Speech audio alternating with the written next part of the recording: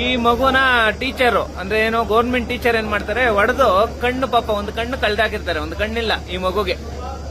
ಅದಕ್ಕೆ ಸಂಬಂಧಪಟ್ಟಂಗೆ police station ಅಲ್ಲಿ ಕಂಪ್ಲೇಂಟ್ ಕೊಟ್ಟಿರ್ತಾರೆ. 3 ತಿಂಗಳಾದ್ರೂ ಪೊಲೀಸ್ ಸ್ಟೇಷನ್ ಅಲ್ಲಿ ಕೇಸ್ ದಾಖಲಾಗಿರಲ್ಲ. ಇವರು ನೋಡಿ ಅವ್ರ ತಂದೆ ತಾಯಿ ಮತ್ತೆ ಇಲ್ಲಿ ಕುತ್ಕೊಂಡು ಹೋರಾಟ ಮಾಡ್ತಾ ಇದ್ದಾರೆ. ನೋಡಿ ಚಿಂತಾಮಣಿಯಲ್ಲಿ ಒಂದು ಇಶ್ಯೂ ಆಗಿದೆ. ಏನು ವಿಚಾರ ಅಂದ್ರೆ ನೋಡಿ ಮಗು ಇದ್ದಾನೆ. ಈ ಮಗು ಬಟ್ಲಳ್ಳಿ ಪೊಲೀಸ್ ಸ್ಟೇಷನ್ ಲಿಮಿಟ್ ಅಲ್ಲಿ ವಿದ್ಯಾಭ್ಯಾಸ ಮಾಡ್ತಾ ಇರ್ತಾನೆ.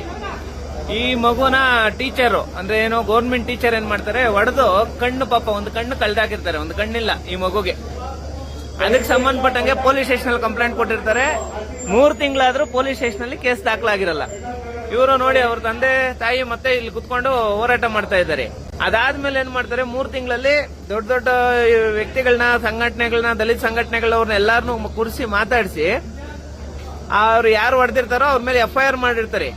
FIR ಮಾಡಿದಾರೆ ಅನ್ನೋ ಒಂದು ಕಾರಣಕ್ಕೆ ನೋಡಿ ಇಲ್ಲಿ ಈಗ ನಮ್ಮ ಸರ್ಕಾರಿ ನೌಕರರ ಸಂಘ ಚಿಂತಾಮಣಿ ಇವ್ರೇನ್ ಮಾಡ್ತಾ ಇದ್ದಾರೆ, ಈ ವಿಚಾರಕ್ಕೆ ಸರ್ಕಾರಿ ನೌಕರರ ಮೇಲೆ FIR ಆಗೈತೆ ಅಂತ ಇವ್ರು ಇವತ್ತು ಹೋರಾಟ ಮಾಡ್ತಾ ಇದ್ದಾರೆ.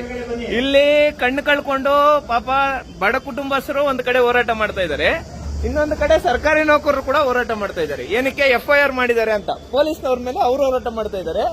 ನನಗ್ ಕಣ್ಣಿಲ್ಲ ಅಂತ ಹೇಳ್ಬಿಟ್ಟು, ನಮಗ್ ಕಣ್ಣಿಲ್ಲ, ನಮಗ್ ನ್ಯಾಯ ಸಿಗ್ಲಿಲ್ಲ ಅಂತ ಹೇಳ್ಬಿಟ್ಟು ಇವ್ರು ಹೋರಾಟ ಮಾಡ್ತಾ ಇದ್ದಾರೆ. ಅಂದ್ರೆ ಟೀಚರ್ ಮೇಲೆ ಕಠಿಣ ಕ್ರಮ ಕೈಗೊಳ್ಬೇಕು ಅಂತ ಇವ್ರು ಹೋರಾಟ ಮಾಡ್ತಾ ಇದ್ದಾರೆ. ಇವ್ರಿಗೆ ನ್ಯಾಯ ಕೊಡ್ಸಿರೋ ಅಂತ ಸಬ್ ಇನ್ಸ್ಪೆಕ್ಟರ್ ಮೇಲೆ ಅವ್ರು ಹೋರಾಟ ಮಾಡ್ತಾ ಇದ್ದಾರೆ. ಎರಡೂ ಒಂದೇ ದಿನ ಚಿಂತಾಮಣಿಯಲ್ಲಿ. ದಯವಿಟ್ಟು ಈ ವಿಡಿಯೋ ಶೇರ್ ಮಾಡಿ. ಮಾನ್ಯ ಮುಖ್ಯಮಂತ್ರಿಗಳು ಈ ವಿಚಾರದಲ್ಲಿ ರಿಯಾಕ್ಟ್ ಆಗ್ಲಿ. ಆ ಟೀಚರ್ ಯಾರು ಹೊಡೆದಿದ್ದಾರೋ ಆ ಟೀಚರ್ನ ಸೇವೆಯಿಂದಾನೇ ಅಮಾನತು ವಜಾ ಮಾಡಬೇಕು. ಎಲ್ಲ ದಲಿತ ಸಂಘಟನೆಗಳು ದಯವಿಟ್ಟು ಚಿಂತಾಮಣಿಯಲ್ಲಿ ಬಟ್ಲಳ್ಳಿ ಪೊಲೀಸ್ ಸ್ಟೇಷನ್ ಲಿಮಿಟ್ ಅಲ್ಲಿ ನಡೆದಿರುವಂತದ್ದು ಆ ಟೀಚರ್ ಏನಿದಾರೋ ಆ ಟೀಚರ್ನ ದಯವಿಟ್ಟು ಈ ಕೂಡಲೇ ಇದ್ರನ್ನ ಮತ್ತೆ BO ಅವರು ಈ ಕೇಸಲ್ಲಿ ಈ ಮಗುಗೆ ಅನ್ಯಾಯ ಮಾಡೋಂತ ಕೆಲಸ ಮಾಡಿದ್ದಾರೆ. ನೋಡಿ ಒಂದು ಕಣ್ಣು ಹೋಗಿದೆ, ಇನ್ನೊಂದು ಕಣ್ಣು ಹೋಗುವಂತ ಚಾನ್ಸಸ್ ಇದೆ. ಇಂಥ ವಿಚಾರದಲ್ಲಿ ದಯವಿಟ್ಟು ರಾಜ್ಯದ ಜನತೆ ಎಲ್ಲರೂ ಒಗ್ಗೂಡಿ ಈ ಮಗುಗೆ ನ್ಯಾಯ ದೊರಕಿಸಬೇಕು. ದಯವಿಟ್ಟು ಈ ವಿಡಿಯೋನ ಶೇರ್ ಮಾಡಿ, ಮಾನ್ಯ ಮುಖ್ಯಮಂತ್ರಿಗಳು ತಲುಪಿಸಿ. Thank you so much. ಜೈ ಭೀಮ್.